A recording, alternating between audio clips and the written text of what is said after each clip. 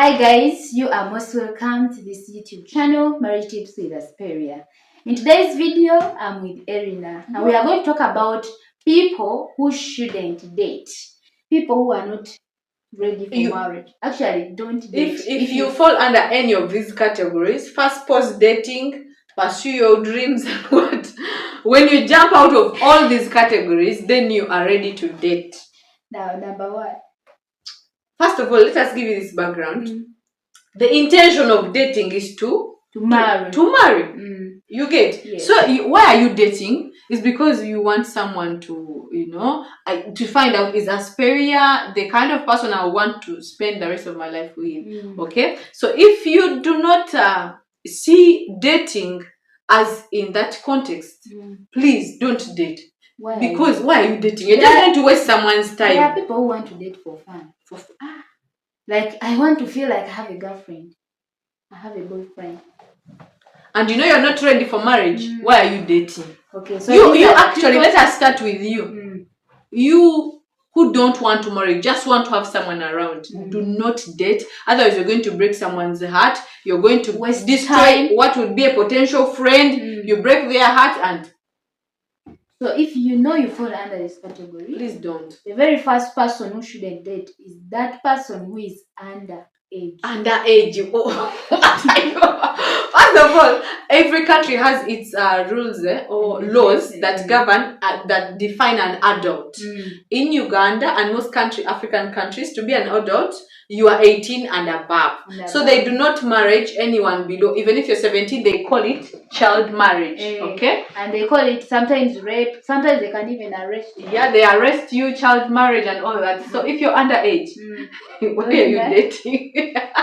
Hey, it's okay, you can have your standards. Know the qualities of a person you would want to date or to marry, but first stay away or out of that circle until further notice. And if you are there, maybe you have your children, P7, senior 1, senior 2, they really fall under that category. They are still under P7, you are dating for what? Yes, you need to show them this video. They are not ready for marriage. Actually, the boy, that is when sometimes the onset of adolescence, it comes and the body is sending them. So as a parent, what you should teach them is self-control. Brief them, you're going to reach this stage, you're going to have more attraction to the opposite sex, but you have to have self-control and all that. Because we've seen what is keeping some regions in Africa very poor. We've seen some people have killed their destinies because of early marriages, teenage marriages, teenage pregnancies and all that.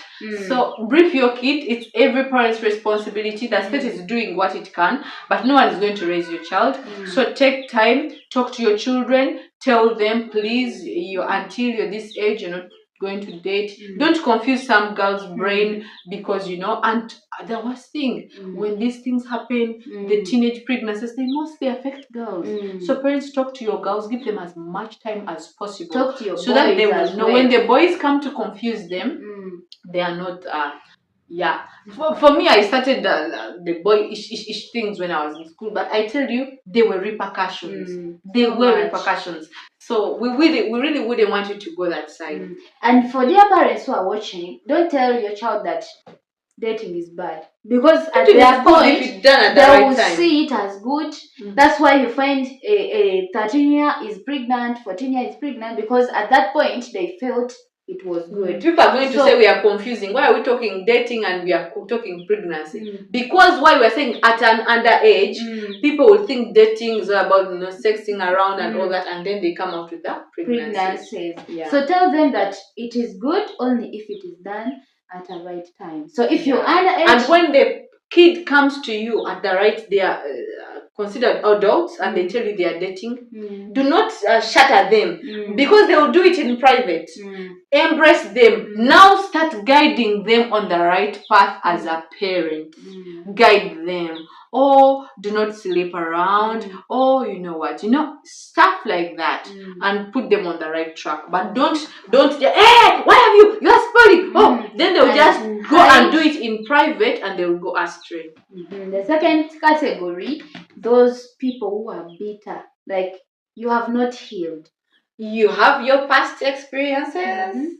For example, maybe you have an absent mother, absentee father, and your family background, your parents are not fine, you're still struggling. You have not yet moved on. Like maybe you grew up with a step parent, they mistreated you. Maybe you were in a relationship and a certain guy or a woman broke your heart. You feel all women are the same, all men are the same. You're still holding something down to your heart. You need to be emotionally detoxified. You need to heal.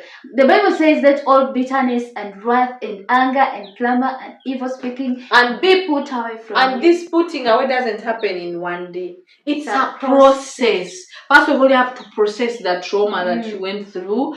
Then you understand. Then Then until it completely has no authority over you, it has no power over you. Then you can start dating. Otherwise, if you go with this baggage, you will not enjoy marriage. You will break your own heart, and then you accuse somebody's son or somebody's daughter that they broke your heart. And you know what, Erina? We have seen marriages where they go through domestic violence. Yeah. And some partners are insecure, like your husband won't let you to come to marry. Because they have had it in the previous that this woman was cheating, like their past partner was cheating in that way. So they want to confine in one place because they are insecure. That person has not healed. And then sometimes it brings the violence you're talking about. Some people who have not healed are violent people. And they beat you because they feel like women should be handled like this, because once you give a woman freedom and those statements. So if you have any ghosts that you have not faced, please face your ghosts. Heal. And then you can. And we can easily talk heal. It's not an easy thing. Sometimes if it's you need to get a coach, you need to get a counselor, you need to get someone to walk with you through the pain. Some people have been raped, some people have been tortured, some people have been heartbroken, they have a bad background. Irrespective of whatever ghost that you're dealing with, get someone to work with, a professional, maybe even spiritually there's sometimes help, but you need a professional to work, a counselor to help you face your ghosts.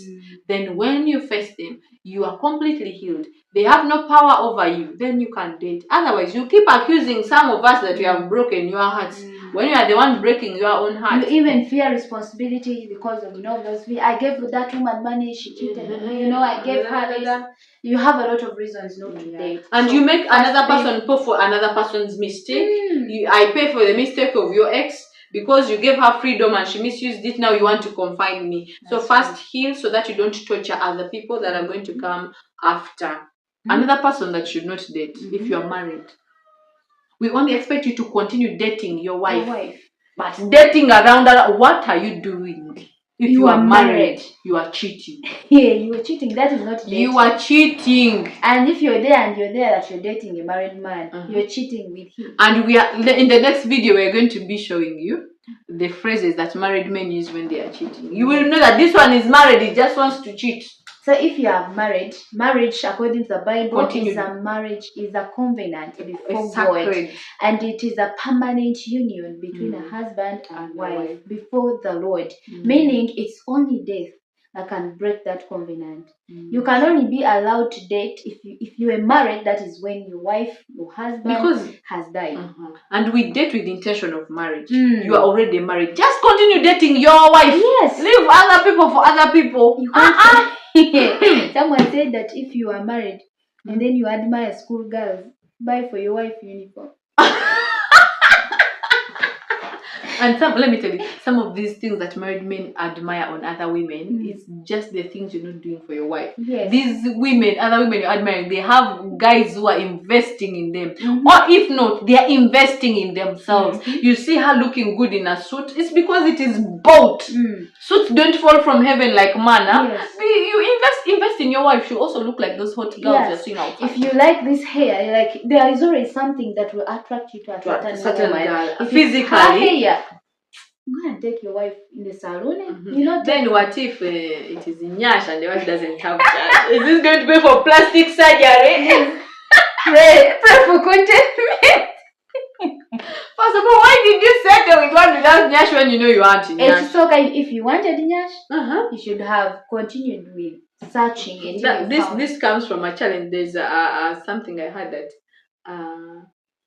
physical appearance is important, but some people be like, his heart. You don't first see the heart, you first see the physical appearance. Yes. But when you get close to a kind of person you don't want to marry, physical appearance, you will be drawn to their good heart and you forget the physical appearance. Then later, when you are already in, you're like, but I didn't want a short man. So if you have already settled, but you fell for him for his good heart. So continue with the good heart. Continue with the good heart. Leave the nyash for other.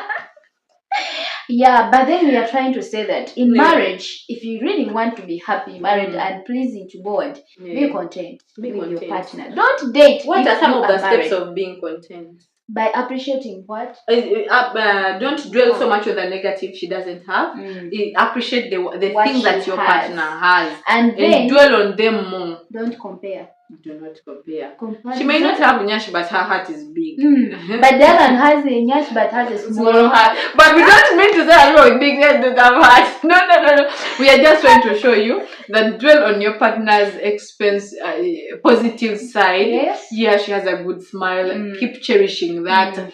Keep taking selfies and photos with her. She's very caring. Dwell on that. Be appreciative, and it will help you be content with what you have. And you will have peace in your heart. Because Erina, cheating is expensive. You know, he's cheating. He has to keep deleting all the messages. Some messages will pop. And it takes a lot of effort. Some you are not free to speak in your sitting room. You don't want. You have a full paragraph of password. you know, some people use objects to remove their face ID, like they don't put their real face because their wives can maybe find them sleeping and lock their phone. So you know that is prison. So if you are married, don't date. You already dated, continue dating your wife. Also, another category of people want to talk about, if you know you are selfish. Everything is about you. You. Where marriage is not you, is us. It's about you. If you're selfish, leave dating alone, because dating is for marriage. Yes. Dating is to lead to a relationship, to marriage. If you are selfish, stay with your selfishness. Stay with akako kako. Tokwatibwa kukako. Sigara nebibyo. Leave dating for other people. You don't want your wife to touch your phone. Don't marry. You don't want leave alone money. You don't want anyone to touch your things. The way you don't want to share your time, your resources, your money, your ideas, your knowledge. Let me tell you, relationship is sharing all those. To the extent that you share body parts. So if you're not going to share, stay with yourself. Stay out of there. You are not ready. Don't date, because you're going to feel headache and break someone's heart. Yeah, every time you will find when someone has used your something and you're get going offended. The mouth is going to go in the nose. But they are there. In marriages, you find that it is his car. The wife has never even touched the steering. Like that, they don't know. Yeah, and some people are so attached to some things. For example, men get sometimes attached to their cars. Women get attached to their, let me say, a particular part of the house. Hey, that is my space. Oh, so those attachments, they are also not healthy, because sometimes they turn out to be idols. If you want to watch TV at this particular time, you will not want anyone, this person to touch a remote. And yet marriage is compromise. You compromise. If it is football time, you also have a soap playing. Today you let him watch football. Tomorrow when it's football time, probably watch on his phone, and then you watch your soap. Stuff like that. You compromise here, a little bit here and there. But selfishness, you're not going to thrive. Because even in the Bible, in the book of 1 Corinthians 13, the Bible says love does not seek her own. Like, love is not selfish. You look out for another person. So if you're to love someone, you must be free to open everything and share with you. Love is patient, love is kind, love is humble all the time. It is not easily angered, never rude. It will reach out to the brokenhearted. Love will never ever give up. This is love that we've been called to, the love of Christ, and Christ came for other people. He didn't come for himself. Once he loved, he gave. He even gave his own life. Yep. So if you can't give time, give knowledge, give resources, give and don't date, don't marry. I have another category. If you don't love yourself, don't date. Because you're going to be burdening another person, thinking that they want to fill you with the love. You're supposed to be loved. You don't love yourself? probably you'll not love another person. If you don't love yourself, first pause, so kobileke kola sente. If you don't love yourself, no one will love you. The certain one you appreciate. But when you love yourself, every little effort someone puts in loving you, you see it magnified. But when you are empty, when someone gives you like this, it feels like a drop of water in an ocean. So first love yourself. Love your body. Love everything about you. Then you go and keep complimenting yourself. When it comes to love, do all those love things to yourself. Treat yourself well. Take yourself out. That will even help you when someone comes to the standard that they don't love you the way you should be loved. You will not succumb to that. Treat yourself well. Give yourself words of affirmation so that you don't wait for the entire world to love you. That hey, you are beautiful. Hey, you are nice. When we don't say, then you'll be angry on us that we are envious and jealous of you. And that one, you will not wait for compliments from everyone. You will not put us on a gun spot that hey, Panang, love yourself. Asperia, you're beautiful. But if you don't love yourself, any man will tell you beautiful. You run for them. You think they love you more. Some men are just flattering. Some women are just flirting around with you. That is why young girls fall for such. Like, and you've not had any love thing in your life. Start by loving yourself. Then for us, we shall continue from there. The second last thing, if you don't know about marriage, why are you dating? Like the whole idea of dating, like we say, marriage should drive you to marriage. If you don't believe in marriage, you don't know about marriage, why are you dating? Tell us, why are you dating? Just to have fun. Actually, you are wasting. It's not fun. You are wasting your precious time. You would use it to make investments. Wasting resources. Actually, you are wasting everything. So if you want to date, first take time, know about marriage. What do you want to expect? And say, is this an institution I want to set up? Because not all of us are meant for marriage. Yes. Now for them, their lives just want to stay there, do this and that and some are celibates. Celibates are people who have sworn not to marry. If you find that you don't know, you have no idea about marriage, you are not ready for everything about marriage, you don't date. And a lot of stuff can be added to this video. Some of them, you know them, please add them in the comment section. And thank you so much for watching. By this time, you should have subscribed. If you haven't, please. I'll give you this package as a gift. Thank you so much. Bye. See you in the next video.